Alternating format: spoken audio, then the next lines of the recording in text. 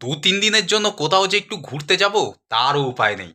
আসলে হয়েছে কি, পাড়ার কিছু বৌদি আমাকে এত ভালোবাসে, মানে এতটাই ভালোবাসে, তো আমাকে একদম গার্লফ্রেন্ডের অভাব একদম বুঝতে দেয় না। তো যাই হোক, এইসব বৌদিদের জন্য আমি একদম চিরকৃতজ্ঞ। তারা আমাকে বলে যে আমি যখন মাঝে মাঝে যখন মামার বাড়ি একদিনের জন্য ঘুরতে যাই, তারা আমাকে ১০ বার ফোন করে। কিছু বৌদি আছে। বলে, "রিজু, তোমাকে একদিন না দেখলে আমাদের মনে হয় যেন জন্মান্তর যেন তোমাকে দেখতে পাইনি।" তো যাই হোক, বৌদিরা আমাকে এত ভালোবাসে, মানে বৌদিদের কাছে আমি চিরকৃতজ্ঞ এই কারণে, কারণ হচ্ছে তারা আমাকে গার্লফ্রেন্ডের অভাব তো বুঝতে দেয় না।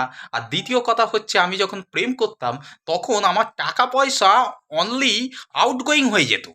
আর এখন বৌদিদের সঙ্গে একটু সম্পর্ক রাখার পর থেকে দেখছি টাকা পয়সা অনলি ইনকামিং হচ্ছে। মানে বৌদিদের সঙ্গে যেমন একটা সম্পর্ক থাকার পর একটা বৌদির ভালোবাসা যেমন পাচ্ছি, তার সাথে আমার কিছু টাকা পয়সাও পাচ্ছি। হাত খরচাটাও উঠে যাচ্ছে। মানে আগামী দিনে এইভাবে চলতে থাকলে আমাকে মনে হয় আর কাজকর্ম করতে হবে না। কারণ হচ্ছে আমার সমস্ত খরচা বৌদিরাই দেখছি সব চালিয়ে দিচ্ছে। কিছু বৌদি আছে, তারাই চালিয়ে দিচ্ছে। তো এর জন্য আমি খুব গর্বিত বৌদিদের কাছে।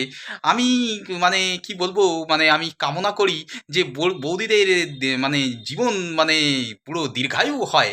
তো এটাই আমি কামনা করতে চাই।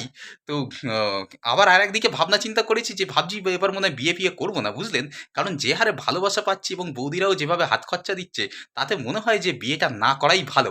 তো আপনারা কি বলেন? একটু কমেন্টস করে জানান। তো বিয়েটা আমার করা উচিত কি না? সেই বিষয়ে আপনারা একটু কমেন্টস করে জানান। তাহলে একটু উপকৃত হই। মানে আপনাদের মতামত পেলে তবে আমি সেই পথে এগোবো আরকি। তো আপনারা একটু কমেন্টস করে জানান।